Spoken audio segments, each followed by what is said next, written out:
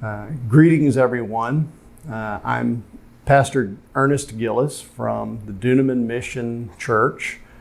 This is my first video for Faith4TV, faith4tv.net. Get to know me a little bit today, and we'll look at some of the one of the books in the Bible that is my favorite to talk from. So my style of speaking is going to be North American English, and I'll just tell you, to get to know me, this is my classroom voice.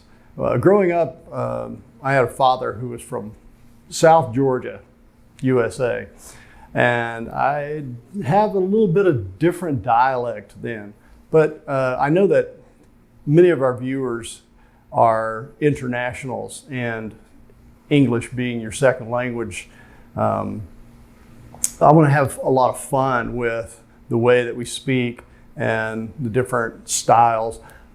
So today I'm going to be reading to you from the book of Ephesians. So the Bible I'm using is a New International Version.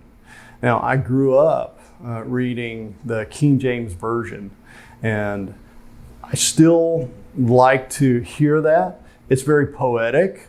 It's older style of English, and some of you might love it and some of you might hate it.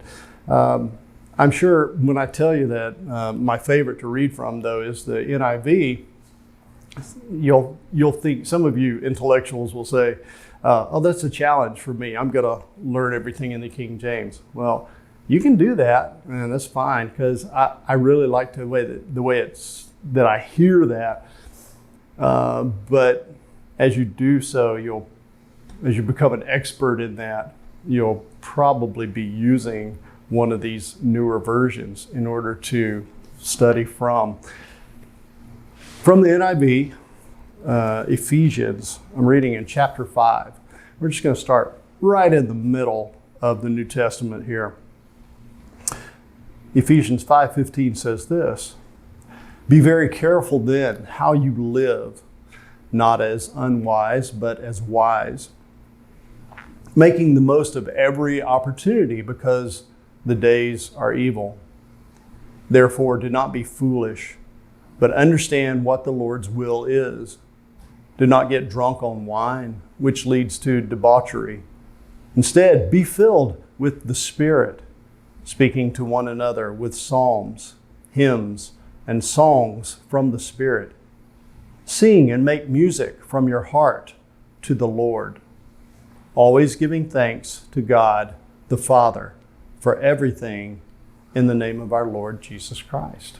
How did the Apostle Paul say this?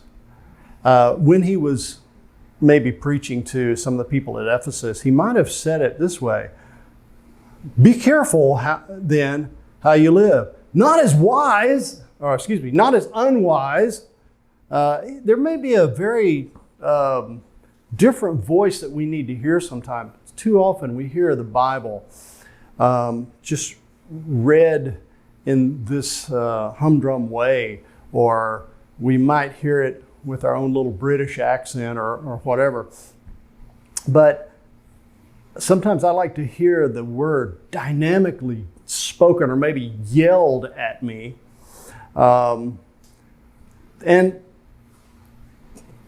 I want you to think about these words where it tells you how to live, and making music in your heart. So, tells us to not be foolish. And then it tells us to be filled with the Spirit. I have a lot of opinions about how we should go about showing the Spirit coming through us. To being filled with the Spirit means a lot of things to a lot of people. And sometimes when we hear this, we only think of that being filled with the Spirit that we see in charismatic movements. But I think that's probably not the starting point that a lot of us need. That first, I need to have the Holy Spirit intrinsically in what I do. So that everything, all of my actions, everything in life is tempered by and prompted by and colored by the wonderful Holy Spirit working in me. So let's get started off on the right foot, utilizing what God has already given us, God's Holy Spirit. Most people have something that they're passionate about. My father and I used to go hunting and fishing together. Those were some of the best times of my life. And it was wonderful to get out on the lake or out in the woods. And even the times when we brought home nothing, it was wonderful. But I'll tell you this, my father was passionate about hunting and fishing, but he was not obsessive. So a few years ago, we became aware of this. My father met someone who was very, very into hunting. And he wanted to make my father his mentor as a hunter. But my father learned to hunt for one reason. He was hungry. This is almost like a little segment out of a history book that you might have read about American life.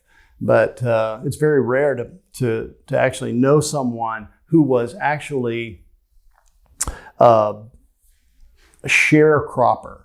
A sharecropper was a person who would live on a farm and just get paid from whatever was left over after they had done their work. And for my father, that was mostly picking cotton or picking other types of foods from the farm. So they were the poorest of the poor in America.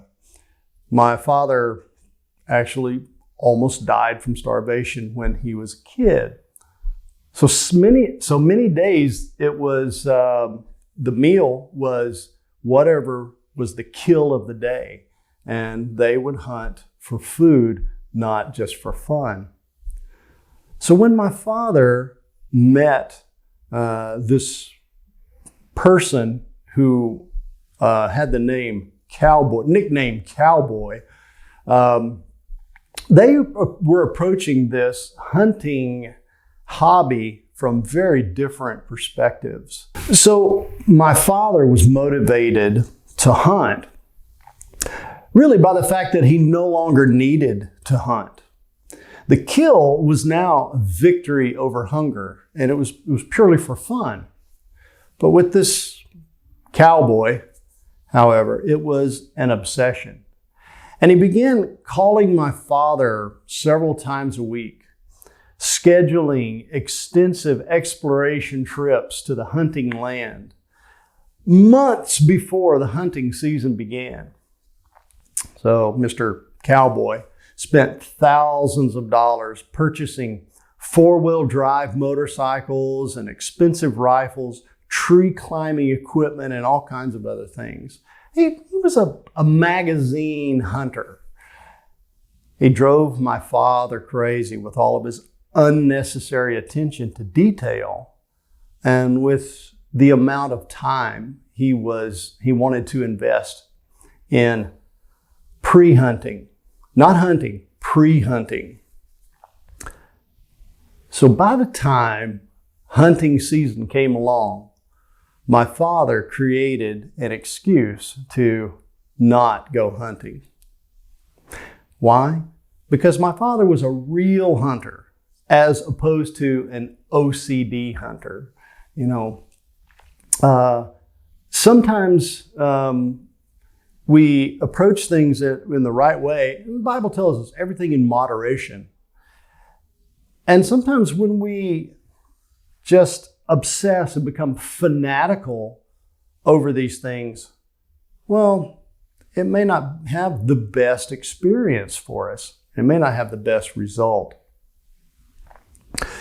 Other times we'll talk about really much worse obsessions.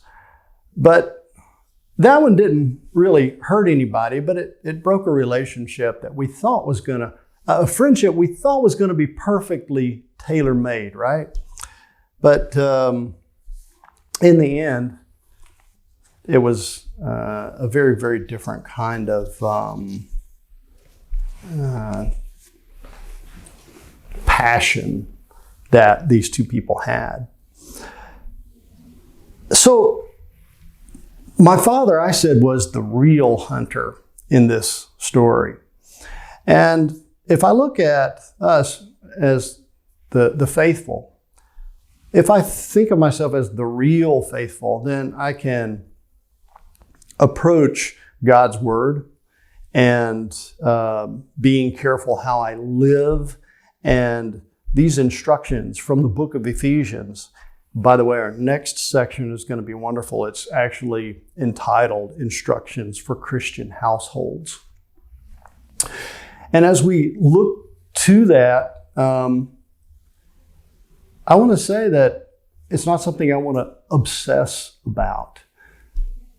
I want it to be real, and I want it to be part of who we are. I want the Holy Spirit to live in me in an intrinsic way, because the real challenges of life are not going to be met by my fanatical approach to having the Holy Spirit live in me, but rather it's going to be what is really left and how have I been encultured by the Christian spirit to be one of God's people, living out real life, conquering real problems, and living in the victory of the gospel. So as we continue to look in the book of Ephesians, let's approach it with as much vigor and passion as you can muster, but also think how the spiritual book, the Bible, has such practical messages for us. And if you have a great need in your life, then I want to say that I feel like you're going to get the practical solution from reading God's Word. It's a spiritual book. It's timeless, and it meets our needs. The Holy Spirit is going to be with you all through these things, and it's going to be with our study.